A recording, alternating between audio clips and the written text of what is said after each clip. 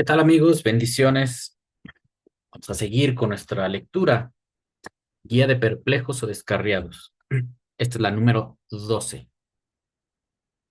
Y a continuación tenemos los, los títulos de los capítulos que vamos a leer en esta oportunidad. Recordemos que esta exposición busca como parte del objetivo principal es educar a un alumno del Rambam y a todos aquellos que puedan leer esta obra en temas de interpretación de la Torah. Cómo se deben aplicar o entender determinadas palabras, cuál es el uso de ellas y principalmente cuando son aplicadas a Hashem, a Dios. Cómo se aplican a Él. Y al momento de aprender esto, uno puede evitar caer en doctrinas, en enseñanzas, como la que las religiones populares difunden, donde afirman que Dios tiene cuerpo o Dios tiene partes que se manifiestan en este mundo. En esta ocasión, con ayuda de estos 4 capítulos, vamos a poder visualizar el punto de vista muy rígido, muy estricto del Rambam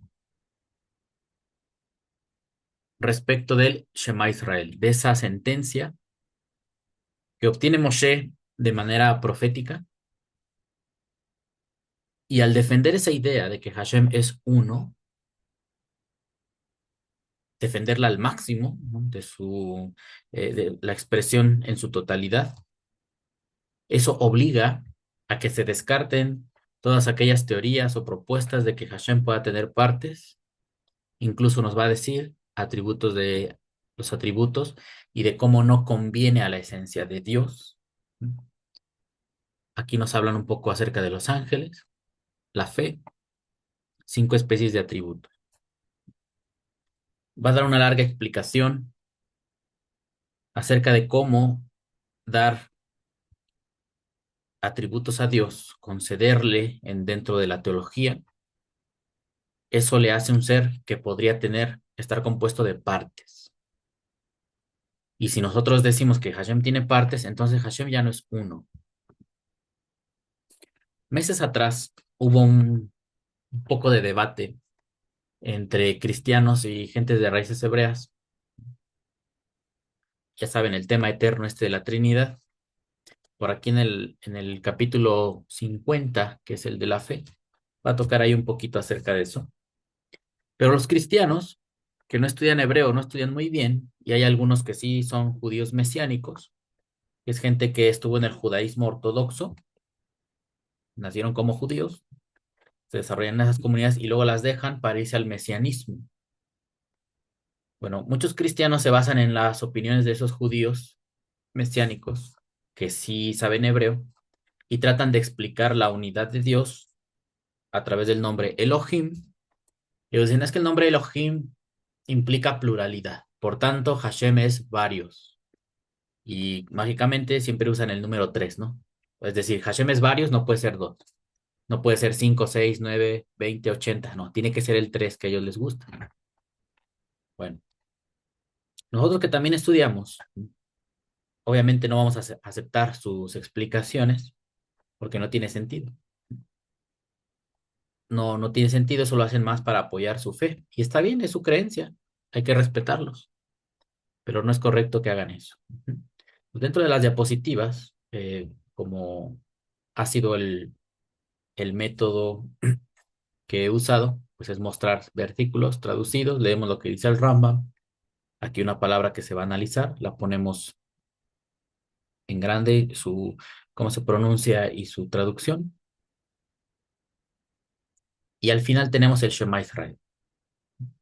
Este lo puse aquí, aunque no lo va a citar ninguno de estos capítulos, para entender por qué es tan rígido el Rambam en su definición de Hashem, describiéndolo como un ser único, eterno. Y algo de eso también habla Aristóteles. En esta ocasión, por lo largo de los capítulos, no nos daría tiempo a introducir alguna idea de Aristóteles, pero él también defiende la unidad del ser eterno que él piensa, que no debe contener partes. Y ahí es donde vemos una semejanza entre ese pensamiento griego, esa filosofía de Aristóteles y la Torá, que Moshe es anterior a Aristóteles. ¿Cómo llegó Moshe a esta idea? Pues nosotros entendemos que es a través de profecía.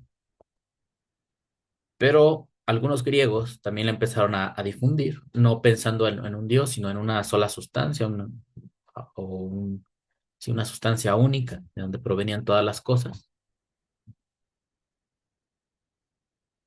De tal manera que el hombre pensando, o esforzando su mente en comprender la razón de ser de las cosas, llega a concebir la idea de que hay un solo ser, creador o el origen de todo. Obviamente este es un planteamiento teológico y a veces el de otros pensadores tiene que ver con sustancias o con materias únicas. Bueno, eso que dicen los cristianos de que Hashem es tres en uno, eso es incorrecto. Eso, aquí no dice eso. Y ellos piensan que porque utiliza la palabra Eloheinu, ya implica Trinidad. Y eso es una falsedad porque en toda la historia del judaísmo nadie dijo eso. Dios, que Dios sea una Trinidad. Bueno, entonces vamos a empezar ya para no dar tanta vuelta en lo introductorio. Este, voy aquí a ocultar esto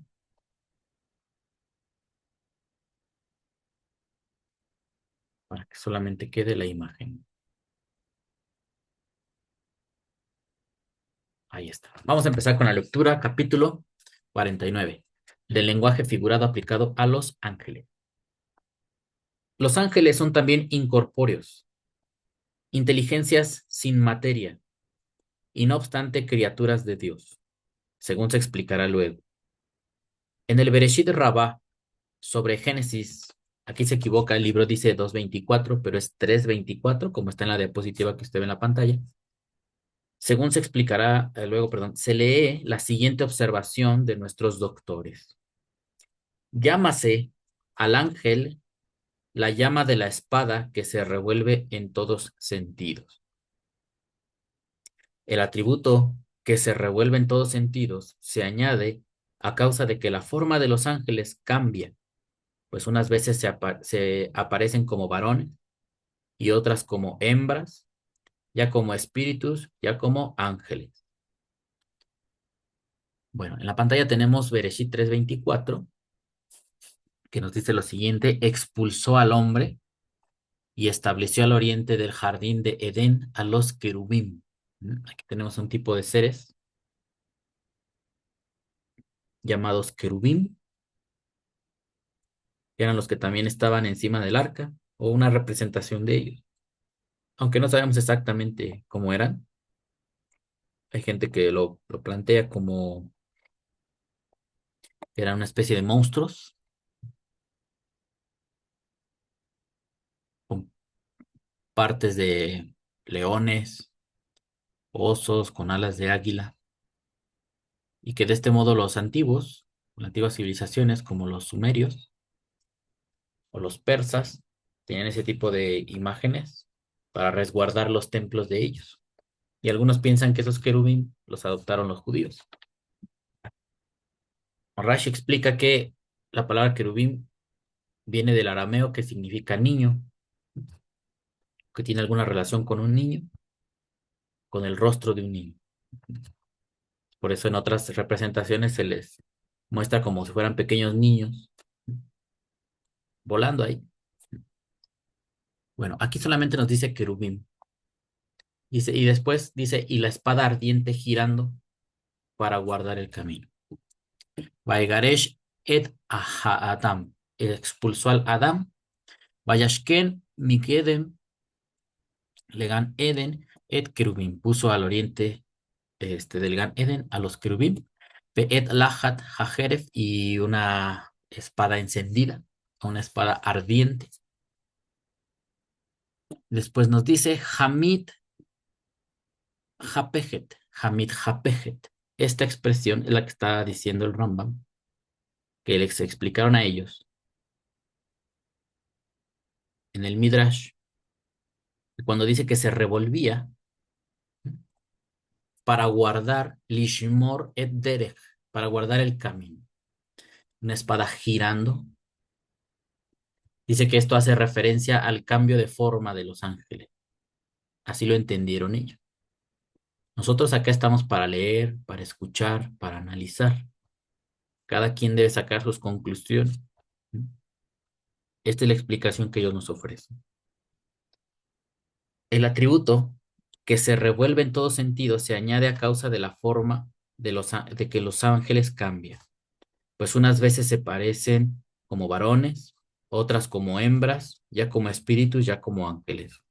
Estas palabras claramente indican que los ángeles son incorpóreos y que no tienen forma permanente fuera del pensamiento de quienes los perciben, que es en la visión profética en donde existen totalmente según la acción del poder imaginativo, como se explicará cuando hablemos del verdadero significado de la profecía.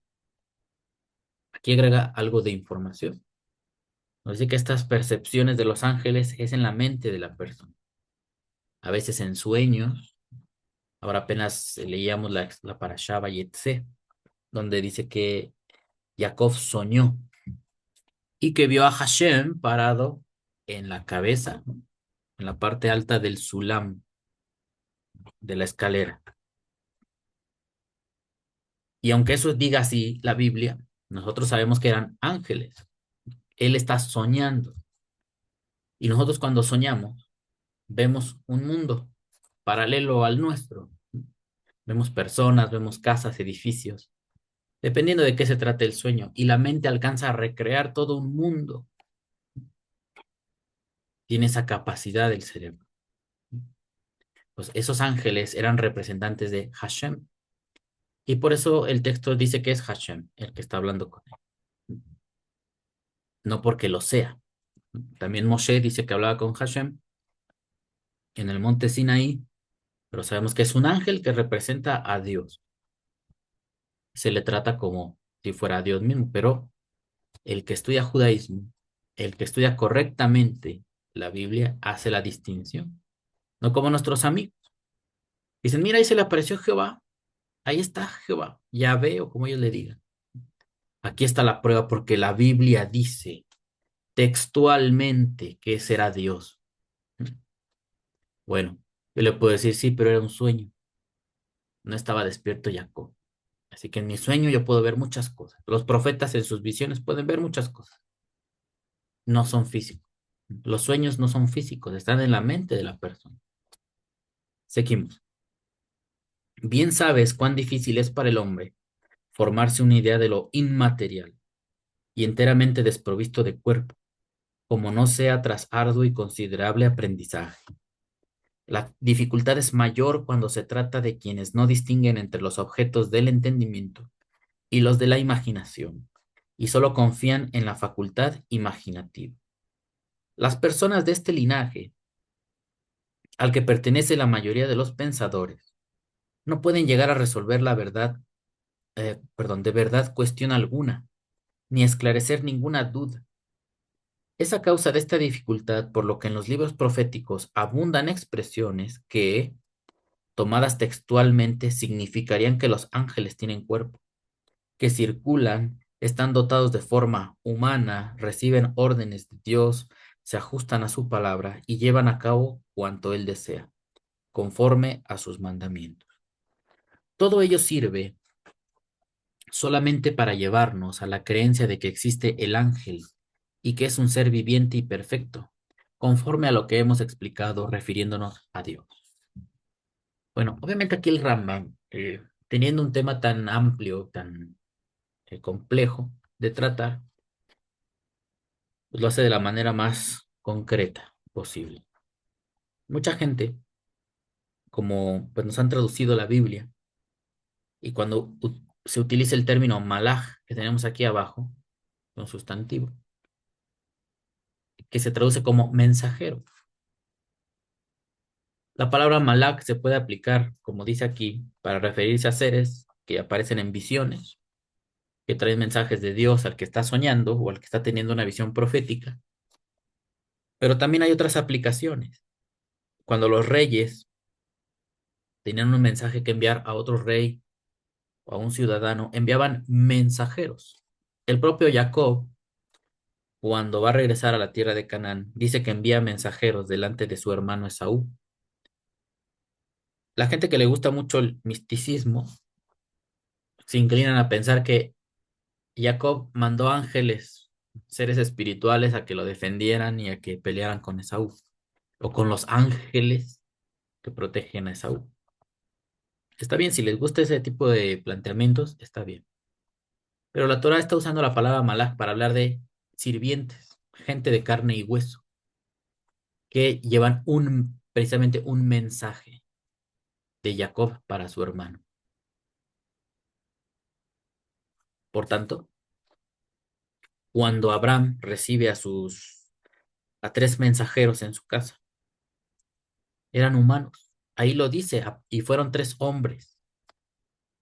Pero después el relato bíblico dice que uno de ellos es Hashem. Bueno, porque le representa, de los tres hombres que visitaron a Abraham, es el que lleva el mensaje de Dios. Es el profeta que lleva el mensaje real, ¿no? Directo de Dios hacia Abraham. No que ese humano es Hashem, ¿no? Es donde la gente se confunde. La palabra malaj entonces tiene una aplicación de alguien que va a ejercer un trabajo a nombre de otro. Hay contextos donde sí, si es un sueño, pues uno dice, pues es un ángel, es un ser espiritual que se está manifestando en la mente de esa persona. Pero si se habla en el mundo físico, pues es alguien que trabaja para otro. De hecho, la palabra malak se desprende del término trabajo. Cuando nosotros leemos los mandamientos, dice el que está relacionado con el Shabbat, dice, Lota se melajá, no harás ningún trabajo. Ahí está la palabra malak. Entonces, la palabra melajá es trabajo y un mensajero es un trabajador, un sirviente de alguien. Y ese sirviente, en estos usos, dentro de estos pasajes donde se utiliza la palabra malaj, hacen un trabajo de mensajería. Todo esto, la mayoría de la gente no lo conoce. Por eso hay confusión. Y cuando nosotros les decimos que está equivocada su teología, nos dicen que no sabemos nada, que no hemos leído la Biblia. Así nos dicen. Tenemos capacidad para explicarles de muchas formas su equivocación, pero como ellos no lo conocen, pues es imposible que lo acepten, porque ellos no tienen nociones de esto. Entonces, acá el Rambam está hablando para gente que sí tiene nociones de la Torah y del lenguaje. Y en todo caso, si nos hemos ido familiarizando y no tenemos completo conocimiento, pues para eso nos está enseñando, para que nuestro conocimiento mejore y dejemos de estar corporizando a Dios. Seguimos, pero para transmitir de la mente, pero a la mente de los hombres, la idea de que la existencia de los ángeles es inferior en grado y jerarquía a la de Dios, introdúcense para describirlos ciertas formas de animales inferiores, con lo cual se muestra que la existencia de Dios es más perfecta, al igual que el hombre es más excelente que los animales. Sin embargo, son las alas del único órgano de las criaturas animales que se atribuyen a los ángeles.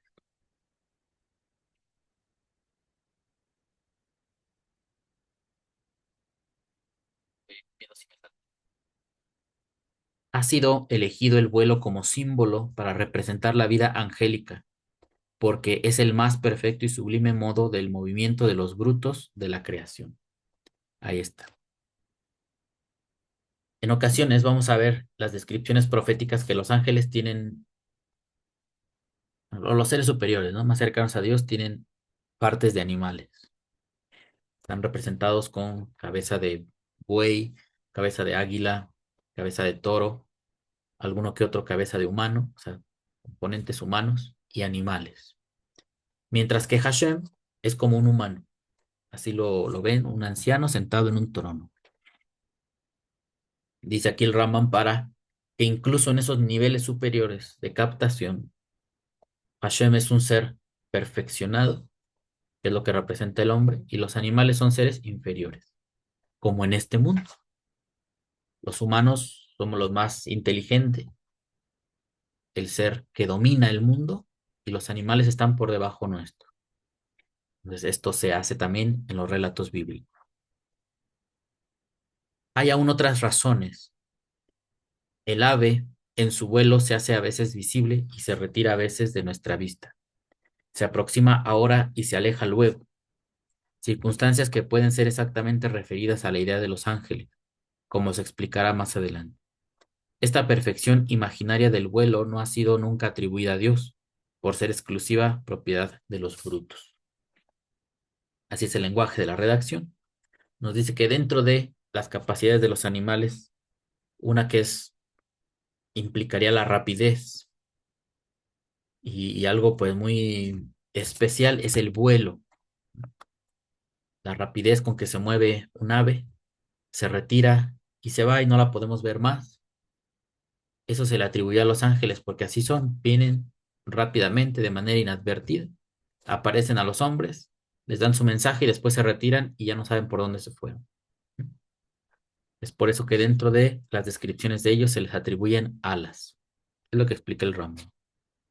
Seguimos. Pero el vuelo, al que tan frecuentemente se alude en la Biblia, necesita, según lo que enseña nuestra imaginación, que haya alas. Por eso se pone alas a los ángeles, como símbolo expresivo de su existencia, no como nota de su esencia verdadera. También habrá echado de ver tu pensamiento que, cuando una cosa se mueve muy deprisa, decimos que vuela para significar la gran velocidad, como vuela el águila, Deuteronomio 28:49. Aquí lo tenemos.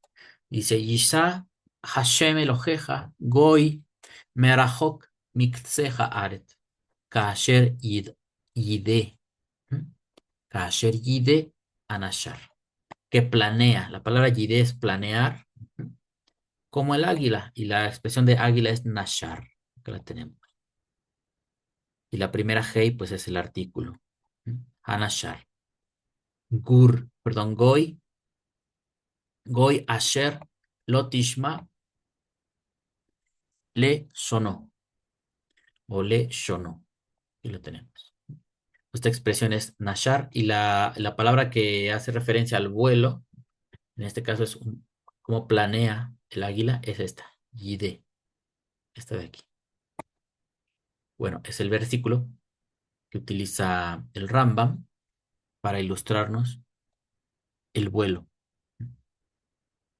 de los animales y que es una capacidad que incluso en este caso se le aplica a una nación que se mueve rápido, que va a venir sobre Israel, que puede venir a atacarlos, no saben ni por dónde van a llegar y lo van a hacer rápidamente.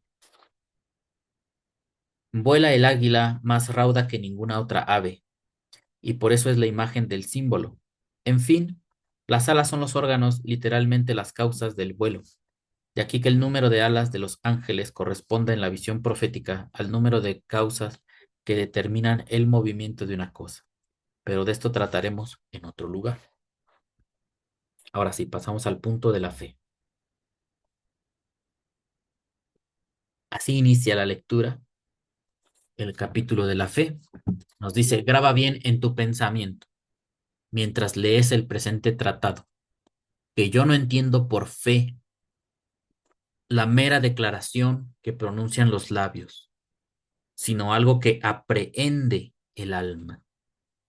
Una convicción de un objeto o creencia es exactamente tal como el alma lo ha aprehendido. Aquí hay que observar detenidamente la palabra aprehensión. No es aprendizaje, Aprehender es captar o capturar algo, internalizarlo. Esta palabra la utilizaba mucho el Rebbe cuando ellos hablan en sentido cabalístico, cuando se habla de la unidad de Dios, de su esencia. Ellos dicen que hay un nivel de aprehensión de Dios, que es el que tiene que captar el alma. Esa es la fe, como lo está diciendo el Rambam. Algo que capta el alma, no algo que pronuncia en tu boca. Porque ya sabemos, y aquí él va a tocar el tema del cristianismo, la mayoría de la gente te dice, y ese es uno de los grandes temas por los cuales se dividió o se divide hasta nuestros días la fe, el enfoque de la Biblia. Porque la mayoría de la gente de estas prácticas te dice que si confesares con tu boca, ya después dice que creyeres en tu corazón, pero la mayoría de la gente se queda en la boca. Y en la práctica así es. Tú puedes ser alguien ignorante, alguien que apenas está viniendo al conocimiento bíblico, pero te dice, ve, pasa conmigo al altar y repite estas palabras. Y después de que tú las digas, vas a ser salvo. Y ese es el sueño, la obsesión de todos los cristianos, ser salvos, según ellos, a cambio de pronunciar una oración de fe, que la persona que la dice ni siquiera sabe qué está diciendo, porque es alguien que apenas viene al conocimiento de Dios. No tiene profundidad, su alma no está captando nada. Es más, ni siquiera él sabe por qué tiene que decir esas palabras, sino que una persona lo está obligando, convenciendo para que las repita, pero no son de su corazón. Y todavía encima de esto presumen que cuando él acaba su oración de fe, ya es salvo, ya se va a ir al cielo. Si esa persona fallece ahí, en automático se va a teletransportar al cielo su alma. Ya fue salvo. Por eso, y por muchas razones que hemos estado analizando a lo largo de nuestros videos y pláticas, por eso dejamos el cristianismo, porque es muy superficial en algunos puntos, en otros está muy equivocado, no estudian correctamente la Biblia y están en su derecho de hacer lo que quieran con su vida, pero nosotros también con la nuestra. Así que elegimos un estudio mejor y no lo pueden evitar.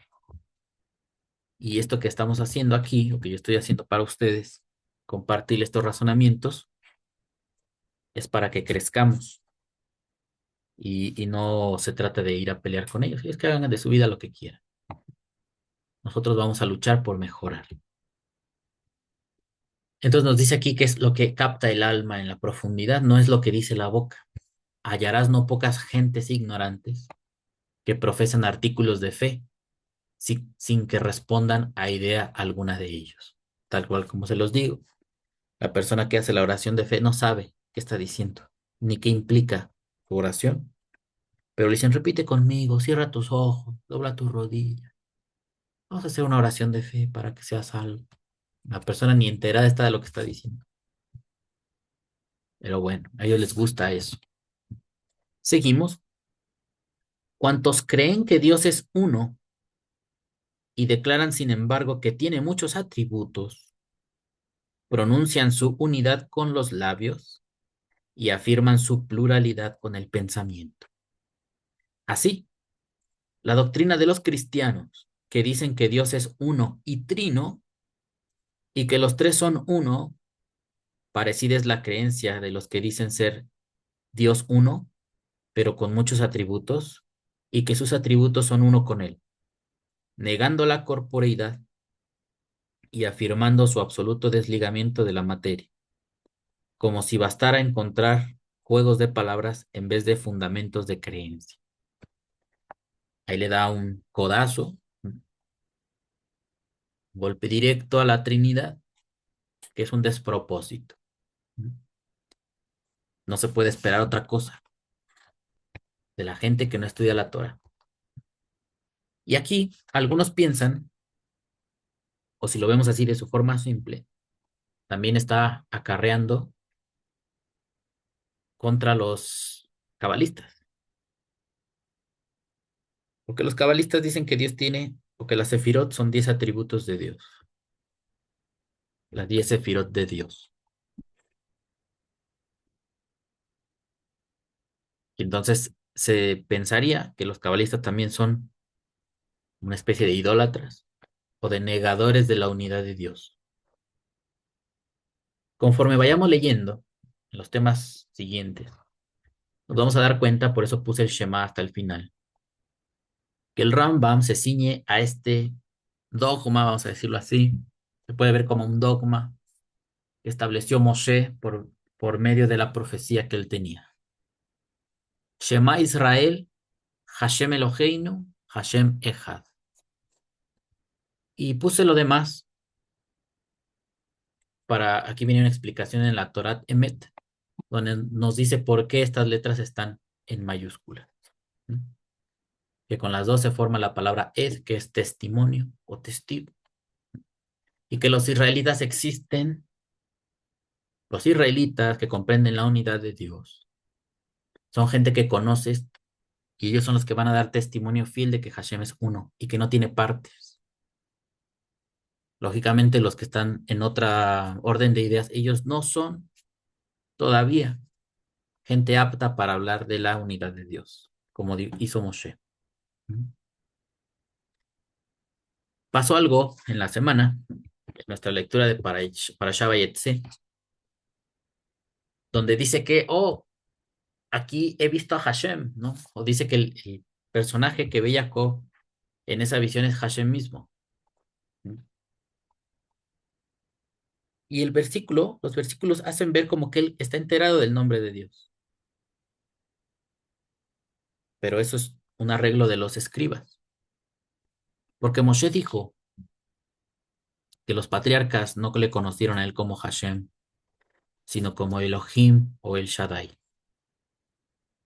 Y ese pasaje hace ver como que Jacob sí conocía el nombre. Y la gente va a decir, no, aquí en mi Biblia dice, y hasta en hebreo lo dice, que él es Hashem, el Dios de nuestros padres. Bueno, pues para poder identificar que no es Hashem, sino que él está hablando de Elohim, dice, este lugar se va a llamar Betel. Yo no lo sabía, que aquí está Elohim, que aquí está Hashem. Por tanto, este lugar se va a llamar Betel. ¿Por qué no le puso Bet Hashem? O Bet Jehová, o Bet Yahvé, o algo así. Si se supone que está conociendo el nombre de Dios, ¿para qué le pone Bet El de Elohim? Punto número uno. Y punto número dos, Jacob, el patriarca, no conocía el nombre de Hashem porque está prohibido hacer imágenes ni cualquier clase de efigie en honor a Dios, porque el que conoce que Hashem es uno, no necesita imágenes, piedras o monumento alguno para representarlo o hacer una especie de pacto o en honor a Dios. ¿Mm? ¿Y qué hace Jacob? Hace una matzeba. ¿Y qué es una matzeba? Es una piedra ritual. Y esa era una práctica común en los cananeos. Dice Moshe que cuando lleguen a la tierra de Canaán los israelitas y vean todas esas piedras rituales, monumentos, efigies, las deben de destruir, porque eso no está en conformidad al culto de este Hashem que estamos viendo aquí en pantalla, el que es uno. Y Jacob no tiene ese conocimiento, obviamente, por eso lo está haciendo. Está bien, no conocía la Torah. Su revelación era de Elohim, a ese nivel. Cuando se accede a una revelación mejor, una comprensión mejor del Creador, que se le llama Hashem, ya no hay imágenes, ya no hay piedras, ya no hay nada. Desaparece totalmente eso.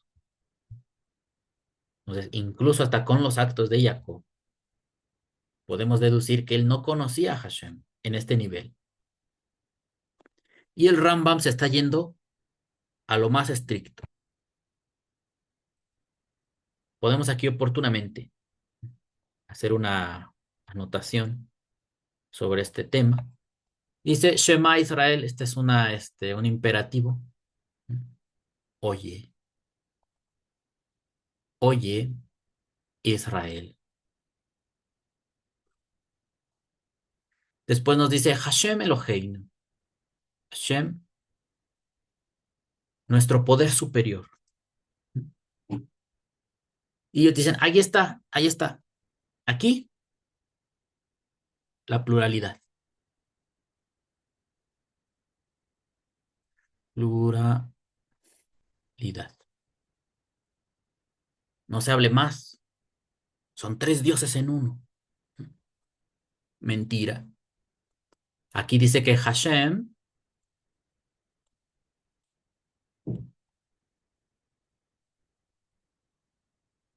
Eloheinu, o sea, el poder superior nuestro, la divinidad nuestra, como nosotros concebimos a Dios, y este es su nombre, y aquí que afirma que Hashem, otra vez Hashem,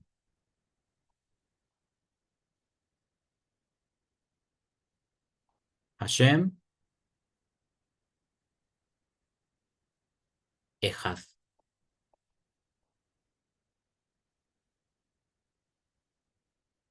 Hashem es uno, no dice Elohim es uno.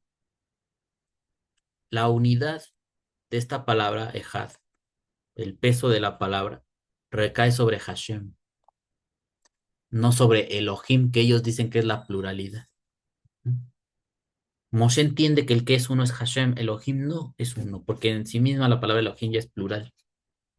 Y gramaticalmente no tendría sentido que diga Elohim es uno. ¿Qué hace Moshe? Dice que Hashem es uno, Hashem Ejad. ¿Ya vieron?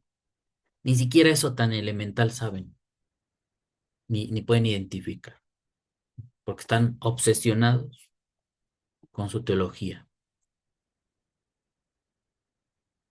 Esto hasta una persona que estudia hebreo bíblico básico lo puede identificar, como yo. Yo no soy ningún experto, ningún doctor. Y esta es la línea de pensamiento de todo el judaísmo y lo que está diciendo el Rambam y lo va a llevar hasta las últimas consecuencias.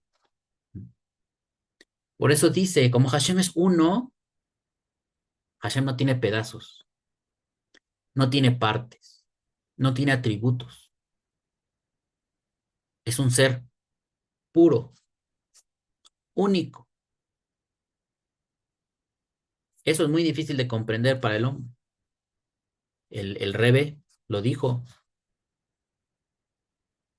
que la Kabbalah nos instruye a través de Sefirot y eso, porque es útil para nosotros, pero que Hashem no es eso. O sea, los cabalistas, ya al tiempo que fueron desarrollando pues también su doctrina, su Kabbalah, dijeron los atributos que está diciendo el Rambam que Dios no debe tener. Nosotros los decimos que los tiene porque nos ayuda a tener una captación de Dios. Pero siendo sinceros, Hashem no tiene ningún atributo porque Él es un ser superior más allá de nuestra comprensión. Por eso le llaman el Ein Sof, el que no tiene límites, no tiene partes. Es un ser en otro estado que para nosotros es imposible comprender. Pero ya que nos dedicamos a estudiar la Biblia, pues algo de eso usamos para captar nociones del Creador. Pero en un sentido muy estricto, Dios no tiene sefirot ni tiene nada de eso. Y eso lo saben los cabalistas. Quizá el Rambam no conoció a esos y se encontró con mucha gente, como en este caso dice cristianos aquí, dice así la doctrina de los cristianos que dicen que Dios es uno y trino y que los tres son uno. Parecida es la creencia de los que dicen ser Dios uno, pero con muchos atributos y que sus atributos son uno con él, negando la corporeidad y afirmando su absoluto desligamiento de la materia, como si bastara encontrar juegos de palabras en vez de fundamentos de creencia. Los que hacen los cristianos inventan su Trinidad para que encaje de alguna manera, ¿no? Y nadie los acuse de que no creen en la Biblia, esto de que Dios es uno, pero también divinicen a su Jesús, Jesús de Nazaret, y también divinicen al Espíritu Santo, porque lo ven como tres personas en uno. Ahora, ¿cómo Dios va a ser una persona? Si la palabra persona, pues tiene que ver con humano. Las tres personas de la deidad. Ujú. ¿Ya ven? Entonces dice el Rambam, ¿de qué nos sirve eso? Como si bastara encontrar juegos de palabras en vez de fundamentos de creencia. Para ellos es más fácil inventar teología que estudiar y entender que la Torah dice que Hashem es Ejad, no dice que Elohim es Ejad. Y dicen, pues es que dice que es Elohim y Elohim es tres en uno. Mentira, ni siquiera es tres, es dos en adelante. Pero en todo, cada cosa que dicen en su teología es mentira, es falso, está mal enfocado. Y se enojan porque nosotros lo refutamos.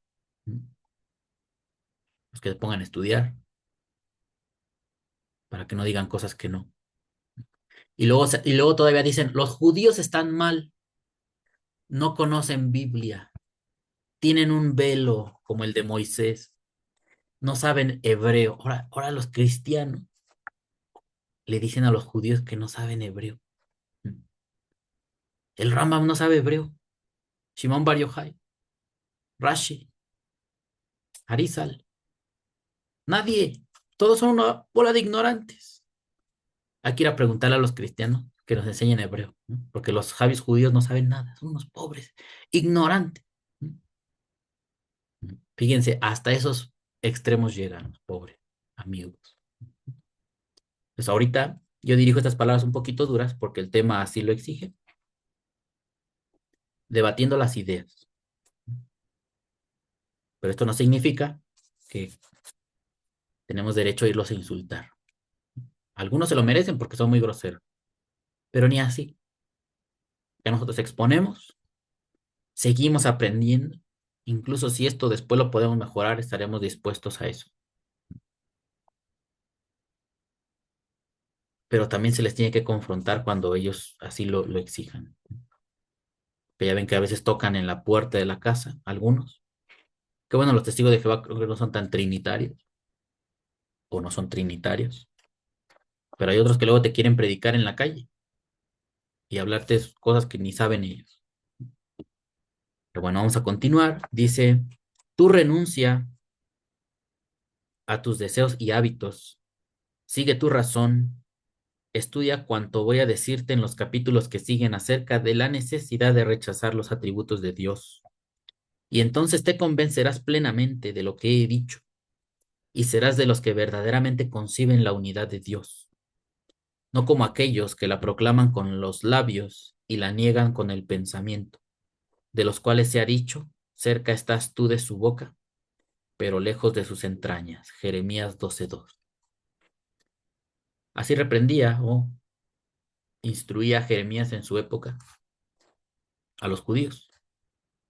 Hablaban de Dios, pero su conducta estaba lejos de ellos. Su alma no captaba a Hashem. Y es muy fácil, todos podemos hablar de Dios y decir esto, decir lo otro, que el hebreo, que el arameo, que el griego, y no entender nada. Decir que somos muy doctos y andar diciendo que Dios es tres en uno, que es una enseñanza bíblica y que por tanto, en tantos años de historia del pueblo de Israel, nadie se le ocurrió de ellos decir que Dios era una Trinidad. Y eso que es tan bíblica la enseñanza trinitaria, que nadie la dijo, hasta que aparecieron maestros helenistas, extraños a la Biblia, extraños al judaísmo, que vinieron a reinterpretar todo y ya sacaron la famosa Trinidad. Es tan bíblica que nadie nunca la dijo, ni Jesús de Nazaret se atrevió a decir, yo, mi Padre y el Espíritu somos una Trinidad. Ni él se atrevió a tanto. Nada más para que veamos el nivel de ignorancia que han esparcido por la humanidad los teólogos cristianos. Seguimos. De los atributos, capítulo 51, y de cómo no conviene a la esencia de Dios. Aquí ya va a ser unas observaciones de tipo filosófico.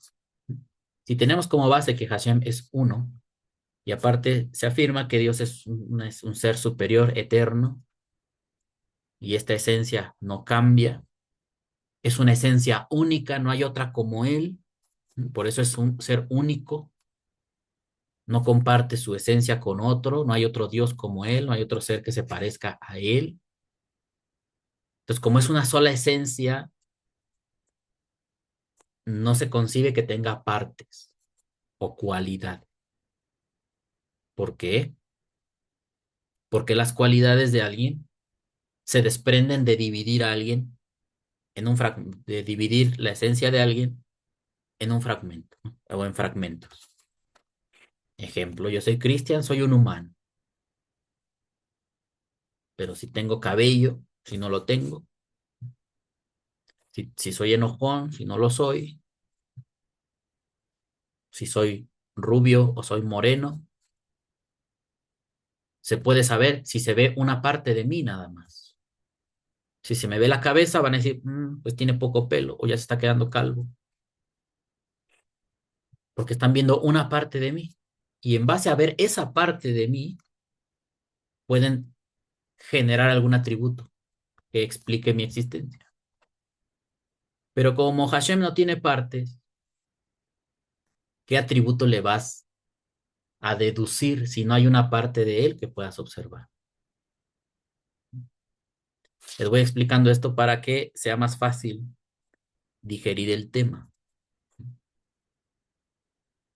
Como Hashem es un ser único, sin partes, eso impide satisfactoriamente que se le describan a través de atributos, porque los atributos surgen de ver al objeto por sus partes, y Hashem no las tiene. Esa es la temática del Rambam.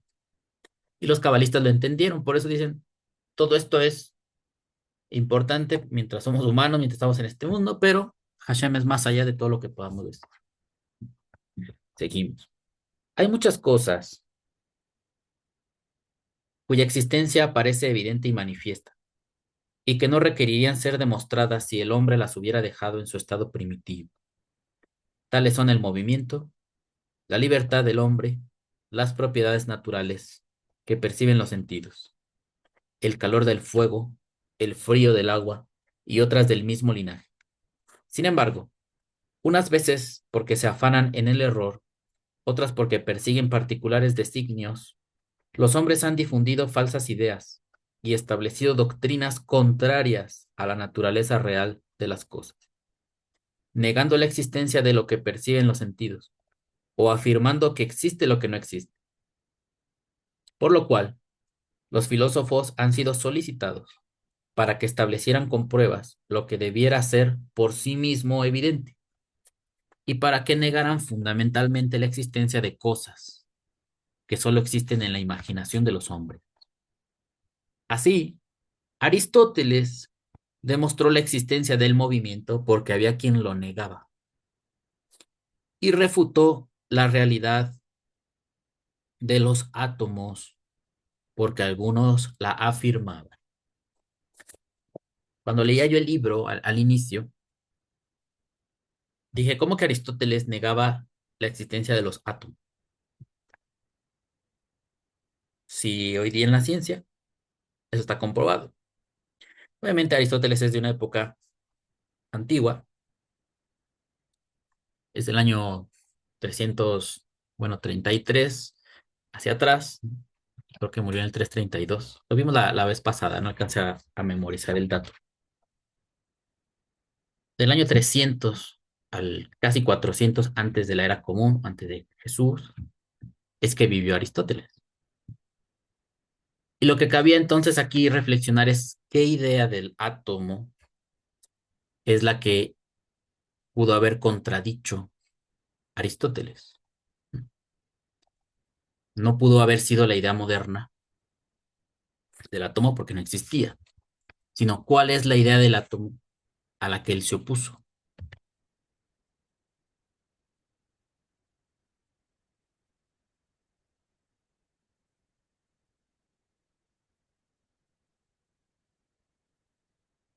Así que en su época había filósofos que decían que existía el átomo, pero llegaban a decir que todos los átomos eran de la misma materia, todos eran iguales.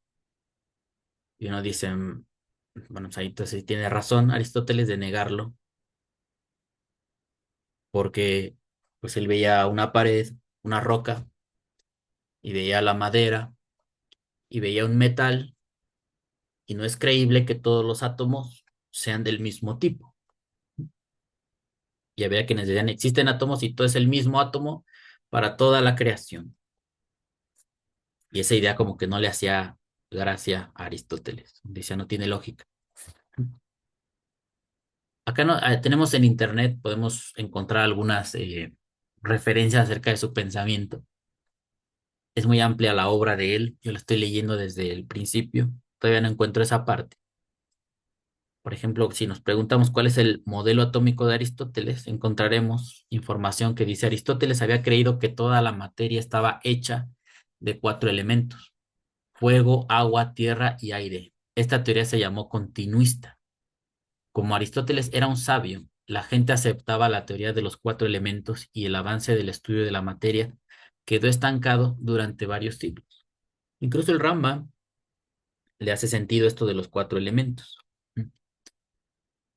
Después nos dice, entre muchas otras contribuciones, Aristóteles formuló la teoría de la generación espontánea al principio de no contradicción y las nociones de categoría, sustancia, acto y potencia. Algunas de sus ideas que fueron novedosas para la filosofía de su tiempo hoy forman parte del sentido común de muchas personas. Pues el átomo de Aristóteles tenía composición de fuego, agua, tierra y aire, de los cuatro elementos. Mucho de la filosofía griega trataba de basar en los elementos la existencia de las cosas. Había filósofos que decían, no, todo proviene del fuego. Otros, no, el agua es el principio universal. Otros, no, es la tierra, no, es el aire. A la carencia de conocimiento que hay hoy, que hoy se conoce una tabla de elementos, se sabe que el agua está constituida, ¿no? Un átomo, una molécula de agua, está compuesta por una de hidrógeno, o dos de hidrógeno y una de oxígeno. El hidrógeno y el oxígeno, esos sí son elementos. El agua es el resultado de la unión de esos dos, pero los griegos no lo sabían. Se iban a algo más general. La tierra contiene, pues prácticamente casi todos los elementos están contenidos en la tierra, las diferentes regiones y profundidad. El fuego, pues es el producto de la combustión y el fuego consume oxígeno que está en el aire y así sucesivamente. Esto ya es como que más avanzado en nuestra época, pero ellos no lo sabían. Había personas, por ejemplo, aquí nos hablan de quién fue Empédocles y su teoría de los cuatro elementos. Empédocles postuló como principio constitutivo de todas las cosas cuatro raíces o elementos inalterables y eternos: el agua, el aire, la tierra y el fuego, que al combinarse en distintas proporciones por efecto de dos fuerzas cósmicas, el amor y el odio, dan lugar a la multiplicidad de seres del mundo físico. Pues vean, el nivel en el que ellos estaban razonando, tratando de explicar el mundo. La teoría atómica moderna comienza con John Dalton, un químico y meteorólogo inglés que en el año 1808 publicó un libro que explica su teoría de los átomos bajo algunos principios. Los elementos químicos se componen de átomos y estos a su vez son idénticos en peso, aunque los de diferentes elementos tienen diferentes pues, pesos y características. Entonces, em, Aristóteles se oponía a determinadas teorías atómicas de su época. Por ejemplo, aquí nos dice quién es Leucipo y Demócrito. Junto con su maestro Leucipo, Demócrito es considerado fundador de la escuela atomista. Se inscribe entre los post-eleatas, ¿no? En tanto que acepta los principios establecidos por Genófanes y Parménides, pero desarrolla una filosofía pluralista como Anaxágoras o Empédocles. Empédocles bueno, a ver, vamos a ver aquí. Aquí tocan nuestros temas.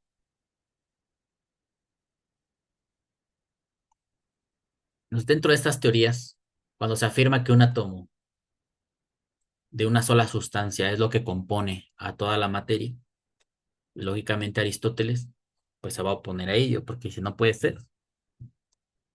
Las cosas tienen su forma final de acuerdo a cuánta combinación en su átomo que tenga tierra, que tenga aire, agua y fuego, se combinen y dependiendo de esa combinación en proporciones, qué proporciones haya, resulta la materia.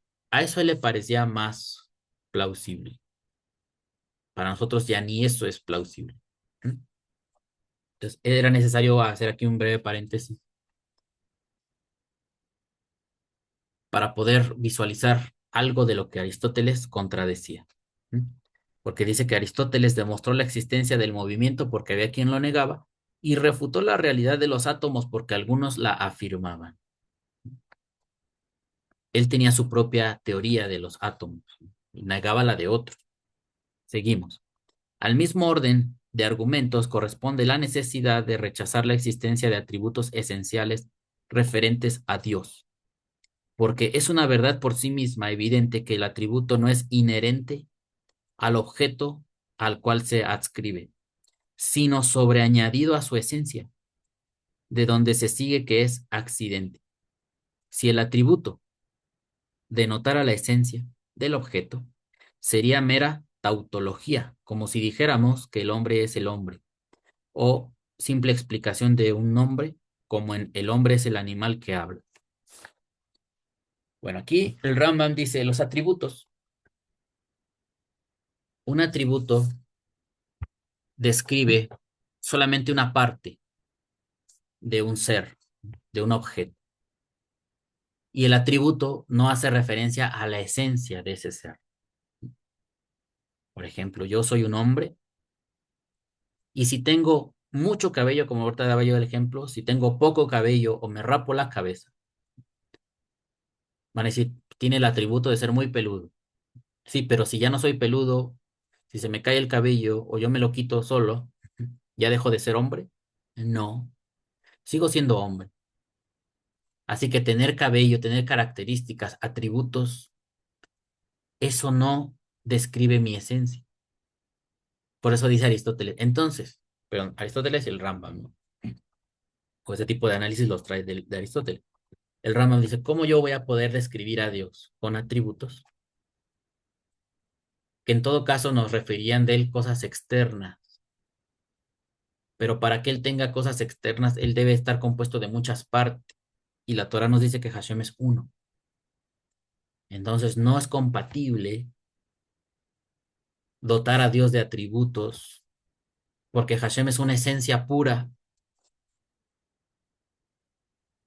y esa esencia pura solamente debe ser identificada así. Lo demás sería, se desprendería de la imaginación de la persona. O algunos piensan que esto es como, incluso un ataque a la Biblia. Pero es que dice que Dios es bondadoso, que Dios es bueno. Dios es tardo para la ira y grande en misericordia. Y el Rambam está negando. No, no está negando la Biblia. Es un maestro de la Torah. Él sabe que ese lenguaje se utiliza por necesidad del lector. Para acercarlo a algo a Dios, se vale hacer eso. Pero acá se está yendo a las últimas consecuencias de las cosas y dice, si nos ponemos más serios, a Dios no se le tendría que atribuir nada, ni decir que es bueno, ni decir que es malo, ni que ya se enojó, que está triste o que está contento, que tiene pies, que tiene manos, porque es un ser único, especial, que no tiene comparación con nada, no lo puedes comparar con otro sustancia, otra esencia. Y fíjense que incluso en los debates filosóficos ayer, precisamente me salió un video en YouTube donde Lig Levy, ¿no? El Magister Levy, ¿no? De estos judíos que se juntan con Jacob de filosofía judía, tiro por viaje se burlan de los raíces hebreas, porque agarraron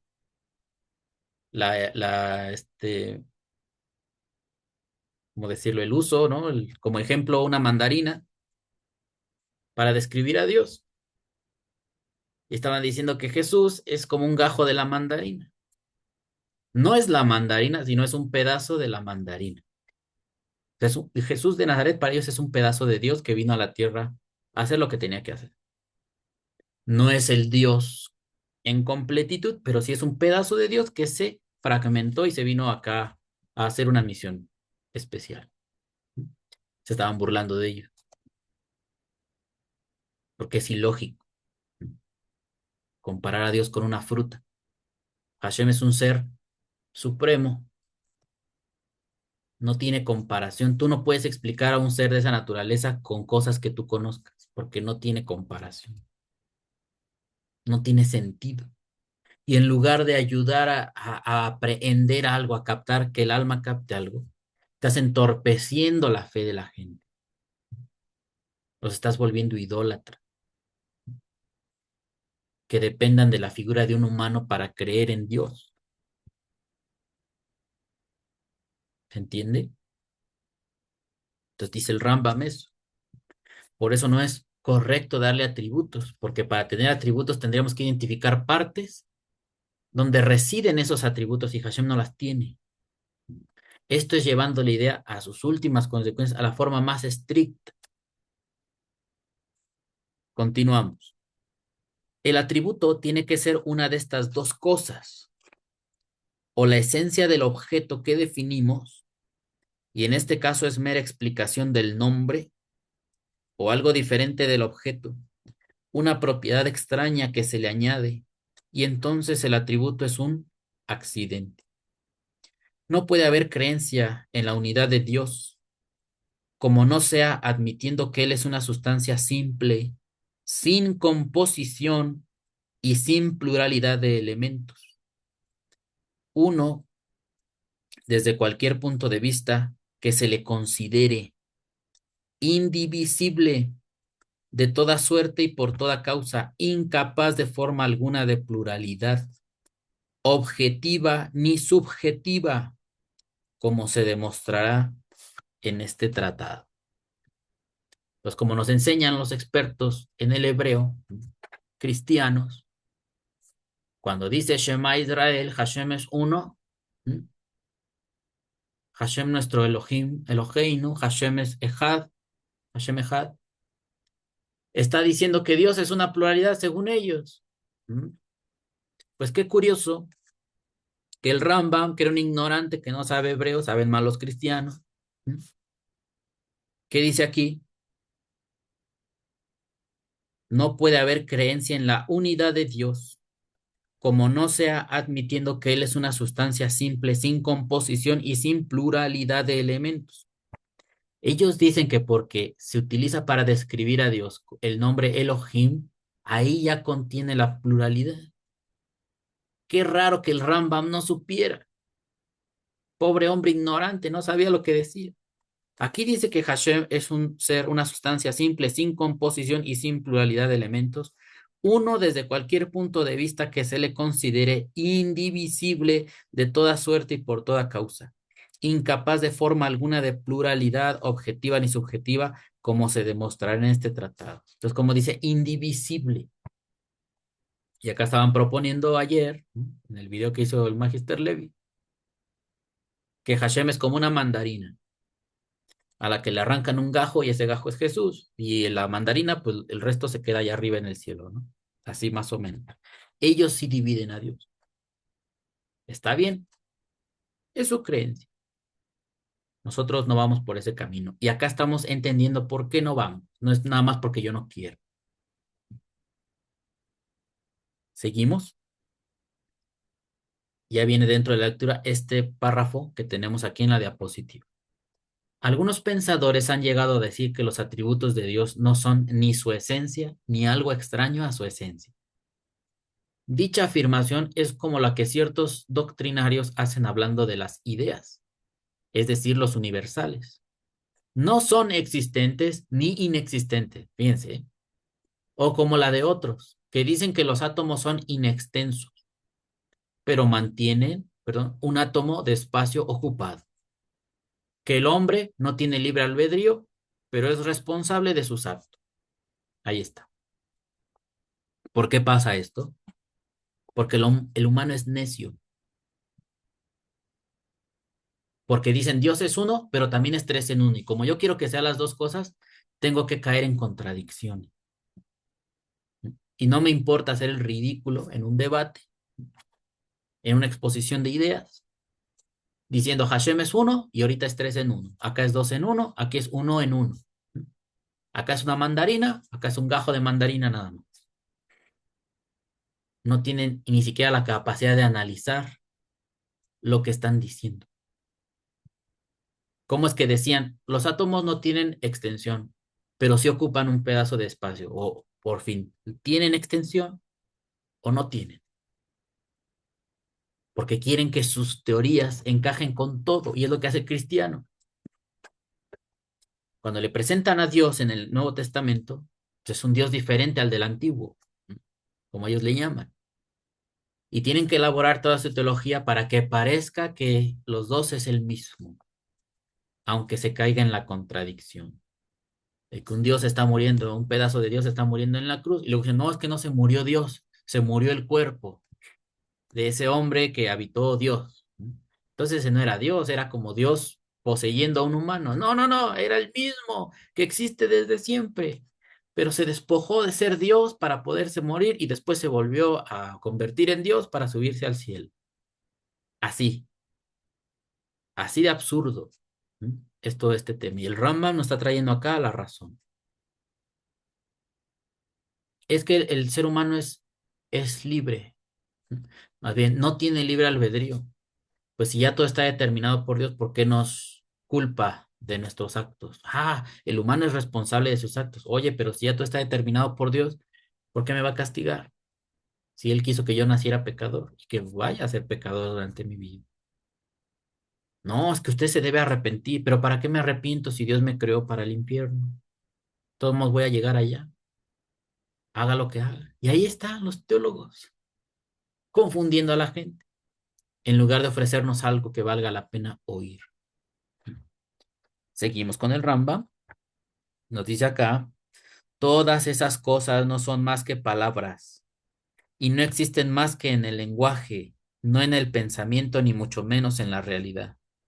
Se vieron obligados los hombres a sostener semejantes absurdos por haber dado rienda suelta a su imaginación y porque todas las cosas materiales que existen no se pueden concebir sino como sustancia acompañada de diversos atributos, pues jamás ha sido hallado nada que consiste en una sustancia simple, sin atributo alguno, y dejándose llevar de tales imaginaciones. Los hombres pensaron que Dios estaba también compuesto por varios y diversos elementos, es decir, de su esencia y de los atributos que se añaden a su esencia. Y llevando hasta el fin esta comparación, creyeron algunos que Dios tenía cuerpo de hombre. Otros, abandonando tal teoría, negaron la corporeidad, pero siguieron conservando los atributos. El apego al sentido literal del texto de la Sagrada Escritura ha sido la fuente de donde brotaron todos estos errores, como demostraré en algunos de los capítulos que voy a dedicar a estos asuntos. Tema muy importante, este de la Biblia, la literalidad. Dice que el apego al sentido literal del texto ha sido la fuente de donde brotaron todos estos errores. Ya ven que estos teólogos todo el tiempo andan con su asunto de la sola escritura. Unos. Otros dicen, no, es un soloísta bíblico. Todo debe venir de la pura Biblia y no te acepta nada que no esté en la Biblia. Y ahí están, dándose su prestigio. Yo soy solo Biblia. No, yo soy soloísta bíblico. A mí no me hables nada de que no esté escrito en la Biblia, porque todo lo que no hay en la Biblia es mentira, es falsedad. La única verdad está en la pura Biblia. Está bien, está en la pura Biblia, lo que tiene que ver con Dios. Porque no me digas que si quieres reparar un automóvil vas a ir a leer la Biblia para saber cómo repararlo. Ujú. Bueno, asuntos divinos. ¿Y qué posibilidad tienes de entenderla y de saber si la forma en cómo está escrita se debe aplicar literalmente o de manera metafórica? Pues para eso necesitamos analizar.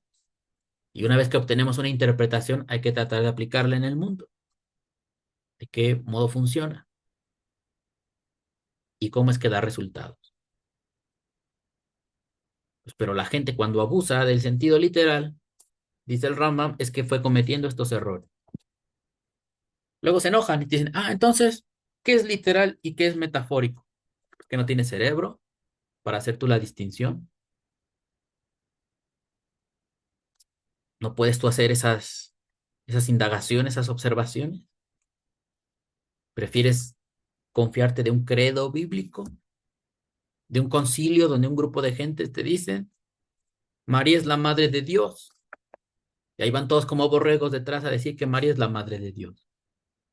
No, es de un pedazo de Dios, ¿no? Porque es el gajo de la mandarina. El otro 90% se quedó arriba en el cielo. O a lo mejor un 70% porque también el espíritu andaba por ahí moviéndose. ¿Mm? No sabemos. Esto su doctrina es confusa. Y cuando tratan de explicar, en lugar de mejorar, empeora la situación. Pues para que nos demos cuenta de los errores, ¿no? De la confusión, de donde salimos. Y no hay que volver nunca más allá. Capítulo 52. Las 5 especies de atributos. Nos dice la diapositiva, toda definición de un objeto mediante atributos afirmativos en los que se declara que un objeto es de tal o cual género, tendrá que ser hecha de una de las 5 maneras siguientes. Esto es lo que dice el Rambam al iniciar este capítulo. Y puse como ejemplo la primera en la diapositiva. Las demás las leemos del libro. Primera, definiendo a un objeto como cuando se dice que el hombre es un ser viviente y racional. Semejante definición que contiene la verdadera esencia del objeto no pasa de ser una explicación del nombre. Tal definición no es aplicable a Dios, ya que no hay causas anteriores a su existencia por las que pueda ser definido. En ello convienen todos los filósofos que saben lo que dicen. A ver, esta es sencilla. Primera clasificación de los atributos. Según él, hay 5 en el método que él propone. Pueden ser 10, 20,000. Cada quien se podrá hacer un método. El que está proponiendo el Rambam dice que tiene 5. Respecto de Dios, ¿cómo vas a definir a un ser único del cual no tienes otra referencia? Los propios profetas decían, cuando dicen en el libro de Malaquías, ¿no? Que aquí el pueblo de Israel o tú, Jacob, no ha sido destruido por cuanto yo no cambio. No hay dos como yo. Soy único y me mantengo siempre en mi forma de siempre. Yo no ando cambiando. Siempre te he expresado bondad, favor y así va a ser, porque yo no cambio. Bueno, no hay otro ser con cual comparar a Dios. Tampoco hay algo que exista antes de Él que nos ayude a explicarlo. Por eso a Él no se le deben atribuir o dar atributos, conceder atributos. Porque nos dice aquí, tal definición no es aplicable a Dios ya que no hay causas anteriores a su existencia por las que pueda ser definido. Si vamos a definir a un humano, en mi caso, pues Cristian es un hombre como muchos hombres que existen. Tiene características masculinas, tiene barba, tiene voz de hombre, tiene músculos de hombre, genitales de hombre. Porque hay otros hombres con cuál comparar a Cristian. Pero a Hashem, ¿con cuál Dios lo vas a comparar? Si no hay otro con su naturaleza, con su existencia. Por tanto, no es correcto intentar describirle con atributos, porque no hay punto de comparación. La primera es sencilla. Vamos a ver. Segunda, cuando se da a conocer un objeto con una parte de su definición, por ejemplo, diciendo que el hombre es un ser viviente o que es un ser racional, convienen todos en que tampoco es esta manera apropiada para describir a Dios. Porque si hubiéramos de hablar de una parte de su esencia, consideraríamos que tenía partes y que por lo tanto era compuesto. Entendamos que el Rambam se está basando en el Shema Israel. Hashem es uno.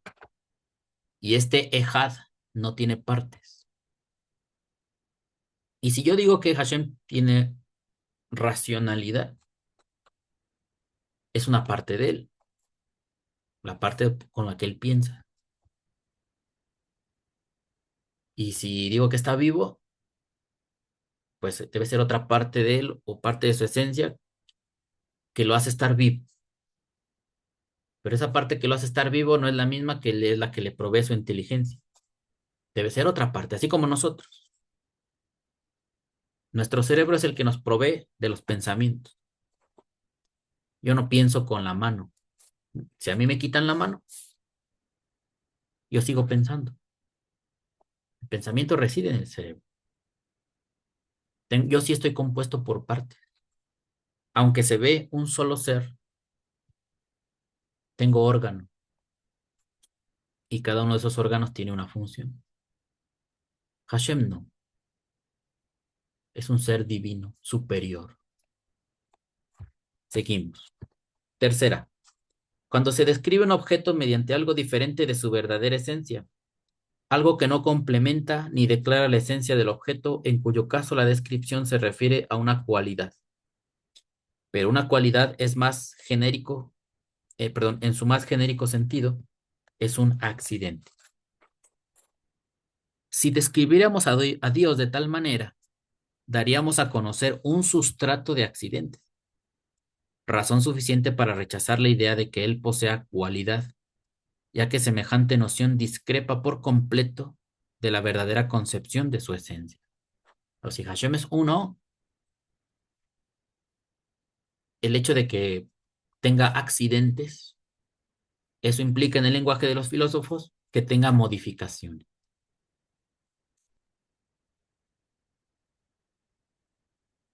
Y de acuerdo a la profecía de Moshe, Hashem no cambia. Cambiar es sufrir accidentes. Por eso dice, no, no puede tampoco esta tercera opción describirlo en base a sus accidentes. No se puede porque él no los tiene. Hashem es un ser perfecto, completo. No está en aprendizaje ni en evolución. Así es como se le concibe, como un ser pleno. Por tanto, no hay nada que agregar a él ni modificar. Hay, como sabes, 4 clases de cualidades y yo te pondré ejemplos de atributos de cada una de ellas, a fin de mostrarte que esta especie de atributos no es aplicable a Dios. Inciso A. Cuando se describe a un hombre por alguna de sus cualidades intelectuales o morales, o por las disposiciones de cómo ser animado le pertenecen. Y así se dice de una persona que es carpintero, o que está enfermo, o que es casto. Inciso B. Cuando se le describe por alguna cualidad física que posee, o por la ausencia de la misma, y así se dice que es sordo o fuerte. Inciso C. Cuando se le describe por sus cualidades pasivas o afectivas, o por sus emociones, y así decimos que es apasionado, irritable, tímido o piadoso, sin entender que tales condiciones sean permanentes. D. Cuando se describe una cosa por sus propiedades cuantitativas, diciendo que tal cosa es larga, corta, recta o curva, etc. Bueno, dentro de estas 4, la del inciso C es la que la Biblia se enfoca más en describir a Dios a través de sus emociones. Dice que se encendió la ira de Dios, ¿no? Lo hemos leído muchas veces en la Torah. O que Hashem tuvo compasión, o que Dios sí tuvo gracia hacia alguien, o escuchó, se alegró. Pero dice el Rambam, eso no es posible.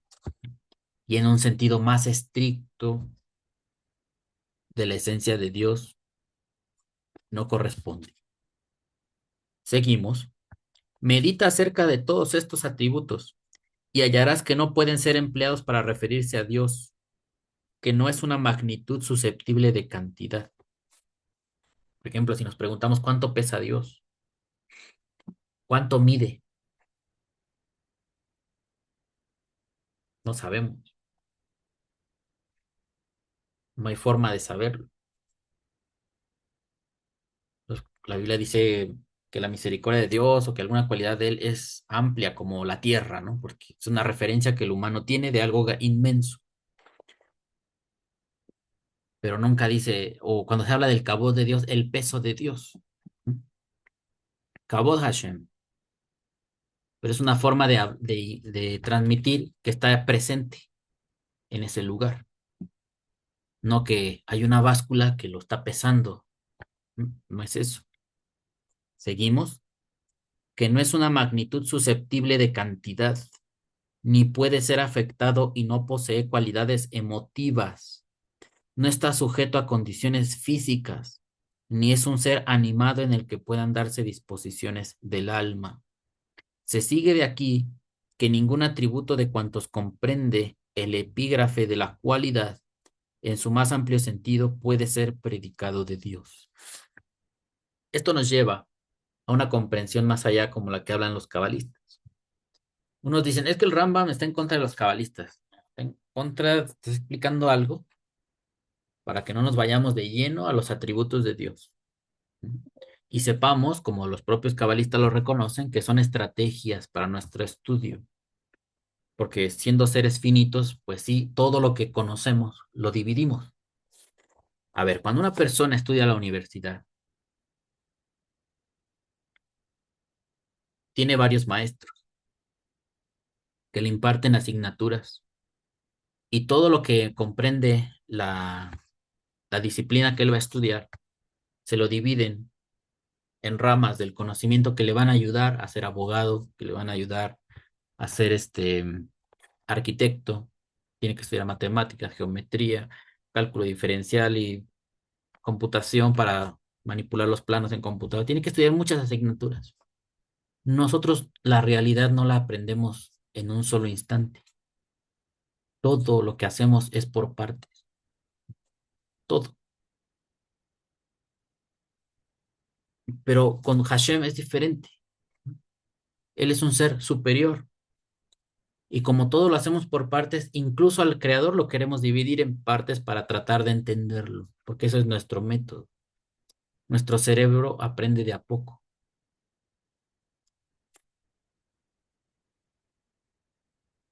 E inevitablemente,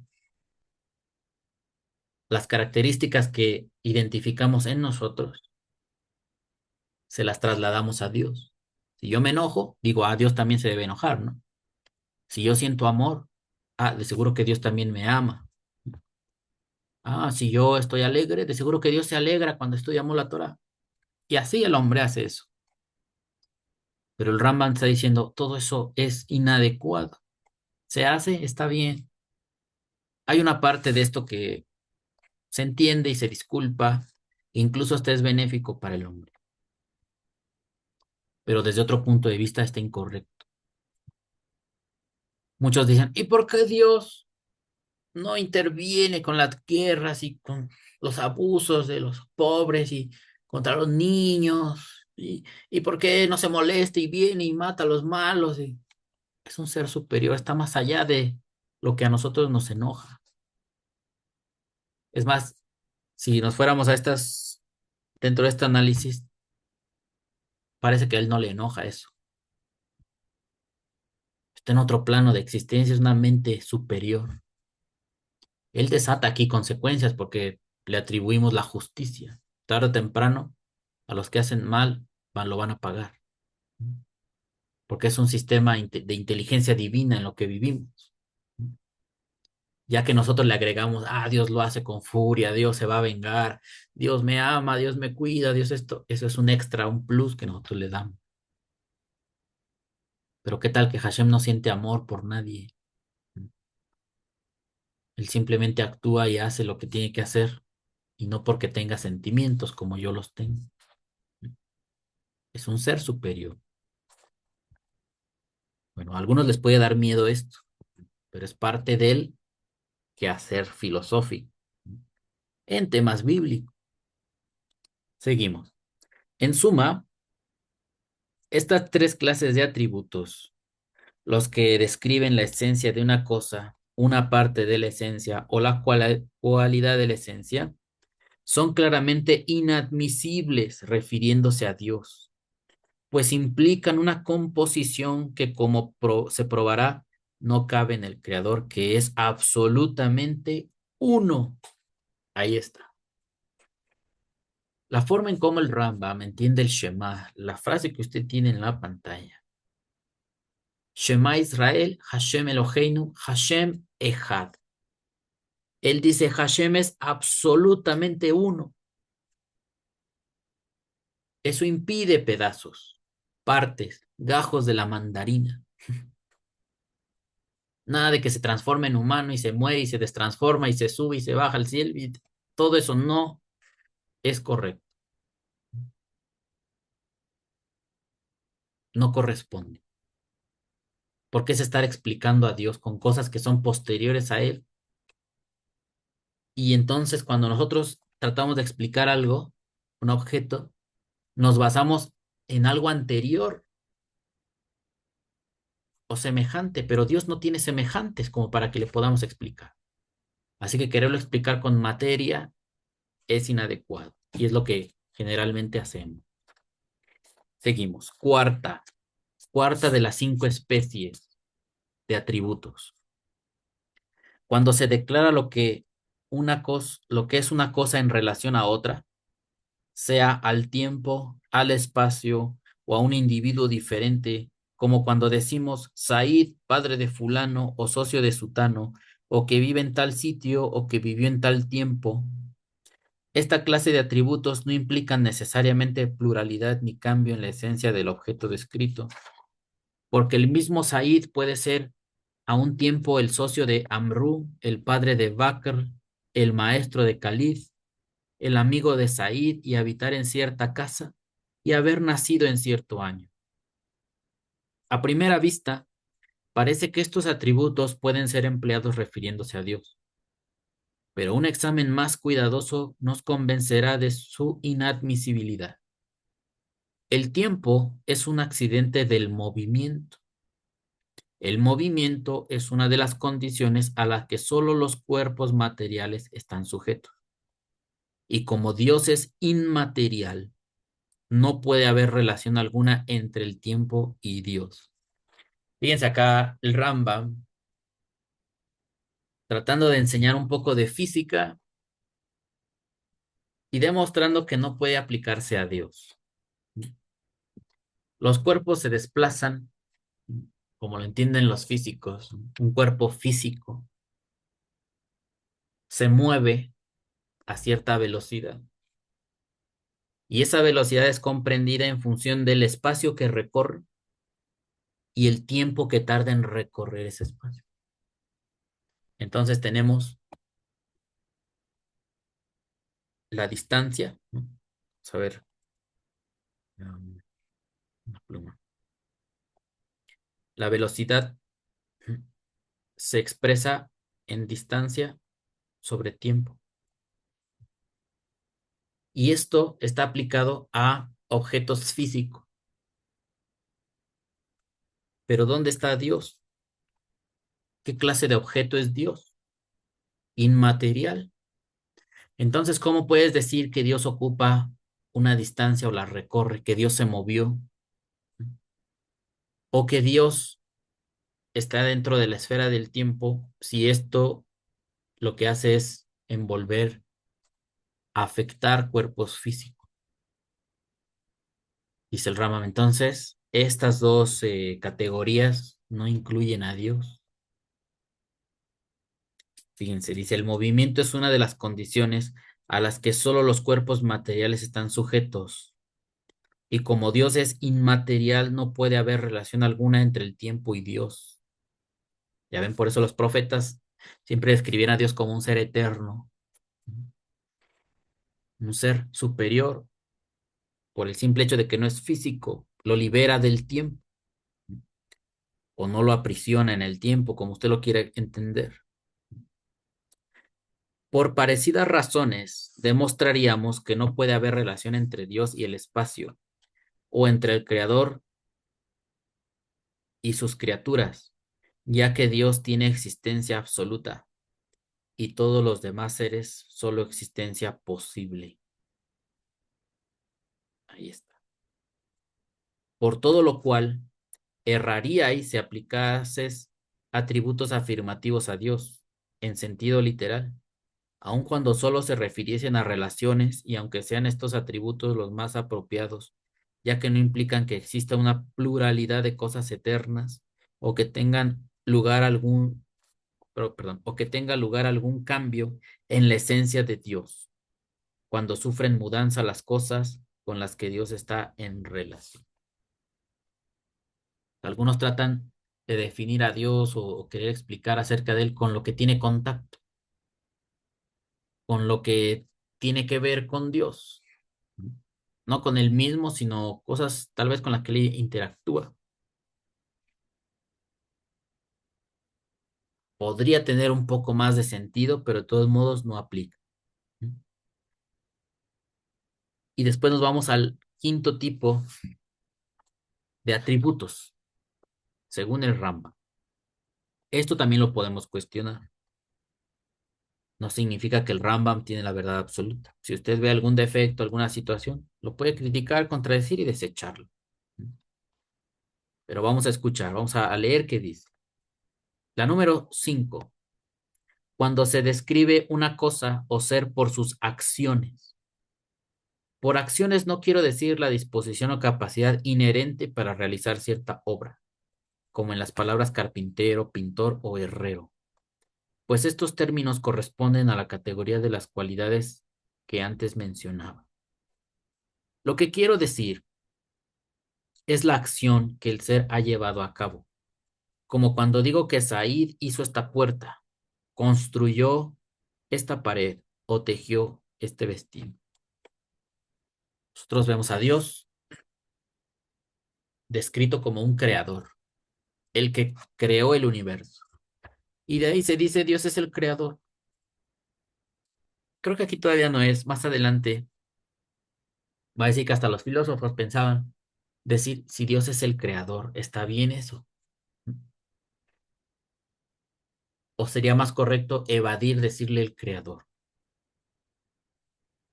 sino la causa creadora? No el creador, sino la causa que creó las cosas. Ellos ven una diferencia. Pero ahorita vamos a concentrarnos en esto. Seguimos, dice, esta clase de atributos es independiente de las esencias de las cosas descritas y por lo tanto son apropiados para emplearlos cuando describimos al creador, sobre todo si nos hemos percatado bien de que las diferentes acciones no implican que haya diversos elementos en la sustancia del actor o agente, en virtud de los cuales se produzca la diversidad de actos, según se explicará luego. Al contrario, todas las acciones de Dios emanan de su esencia, no de algo extraño que se haya agregado a su esencia. Aquí, en esta, parece que es la que más acepta el Rambam. Dice, este tipo de atributos sí podrían ser compatibles con Dios porque le describen por lo que Él hace. Y cuando Él hace algo, no implica que Él tiene partes o pedazos, sino que Él completamente, el ser, se dedicó a llevar a cabo algo. Y esto podríamos aceptarlo porque no lo hace ver como un ser compuesto por partes, como las otras sí lo harían ver. Si yo trato de describir a Dios como Dios tiene pelo, Dios tiene ojos, Dios tiene manos, ya le estoy agregando partes. Pero si digo Hashem creó el mundo, lo creó y ya. Y no estoy diciendo que lo creó con sus manos, lo creó con su mente, lo creó con su cerebro, lo creó con su oreja. ¿Mm? a fuerza de primero tener que describir a Dios por pedazos y decir tal parte de Dios es la que hace la creación, que es precisamente lo que sucede en, a veces en la teología. Fíjense qué fácil es romper todo esto. Cuando dice, en el principio era el verbo era con Dios y el verbo era Dios. De lo que es inmaterial, lo volvieron material. Y el verbo se hizo carne. El verbo no es una parte de Dios, es su expresión al hablar.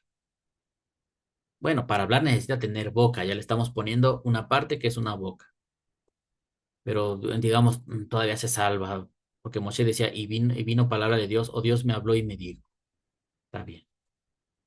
Pero esa parte inmaterial que es su habla, la transforman en un ser físico. Y luego ese ser físico dicen que es el propio creador. Ahí ya despedazaron y revolvieron todo. Eso no tiene sentido. Es confuso. Pero vamos a continuar. Dice, en suma, lo que hemos explicado en el presente capítulo es esto, que Dios es uno en todos los sentidos, que no contiene pluralidad ni elemento alguno agregado a su esencia, y que los muchos atributos que en diferentes sentidos se le aplican en la escritura proceden y se explican por la muchedumbre de sus acciones, no por una pluralidad de su esencia, y se emplean en cierto modo con el propósito de transmitirnos alguna idea de la perfección divina, conforme a la noción que nosotros tenemos de lo perfecto. En el siguiente capítulo se explicará la posibilidad de que haya una sustancia simple que, excluyendo la pluralidad, pueda llevar a cabo diversas acciones. Ahí está. Entonces, esta parte, la número 5,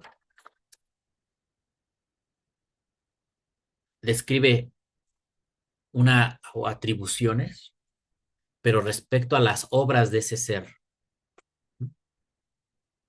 y son admitidos porque no nos hacen pensar que el ser supremo esté compuesto por partes, no viola lo otro, o esto más bien que vemos en pantalla, que Hashem es uno. Esta afirmación, como nos lo acaba de decir, el Rambam la ve de forma absoluta. Hashem es uno, no tiene partes. Incluso cuando nosotros les explicamos a esta gente que dice que Dios tiene partes y que Él ya estaba desde la eternidad sentado a la diestra del Padre, no es cierto. Porque los profetas cuando veían a Dios en su trono, lo veían solo, a Él. No dice que estuviera otro muchacho ahí, otro ser al lado de Él sentado en su trono. No dice eso. O que estuviera un judío ahí, sentado a la diestra de Dios. Los profetas no veían eso. Siempre describían a Dios solo, sentado ahí en su esplendor y ángeles, serafines, querubines, no sé, estos seres vivientes alrededor de él, pero no había un trono a la diestra de él, no había eso. Eso surgió con el tiempo. Entonces, ahí ya se deformó la, la descripción de Dios, la creencia en Dios, lo que se afirmó, sobre todo se deformó esto que estamos viendo en pantalla, que Hashem es uno. Yo soy Hashem y no hay Dios conmigo. Hay una frase que dice así, un versículo. Me parece que es en el canto de Moisés, algún fragmento ahí al final de Deuteronomio. Dice que Él es Hashem, Él es Dios y no hay Dios con Él. No hay otro que esté con Él. Y con la teología que vino después, todo eso lo echan al suelo. ¿Por qué? Como dice el Rama, por su imaginación, porque les gusta eh, describir las cosas así y no les importa pervertir esto. Y no solamente eso, sino hasta dicen que nos dan clases de hebreo. Y le dan clases de hebreo a los rabinos. ¿M? Gente que no sabe ni leer una hoja de la Torah completa. Y dice que les dan clases. Hay otros que sí saben, pero que precisamente dejaron el judaísmo ortodoxo para irse con los judíos mesiánicos que creen en Jesús y creen todas esas cosas, aunque en el hebreo no se puede sostener. Bueno, vamos a dejarlo aquí, amigos. Este fue el último capítulo. Ya no quise agregar más para no saturar con tanta información. Espero que esta breve lectura, charla, les haya servido. Gracias por su atención. Yo sé que aquí o a partir de aquí ya la lectura es un poquito más tediosa, pero para los que estamos bien concentrados en este mensaje, lo disfrutamos. Entendemos que otros no son para este tipo de estudio y no hay ningún problema. Lo reconocemos, lo aceptamos, está bien. Pues para los que sí están interesados en estas lecturas, medítenlo lentamente, revíselo con su Biblia y que Hashem le ayude a comprenderlo.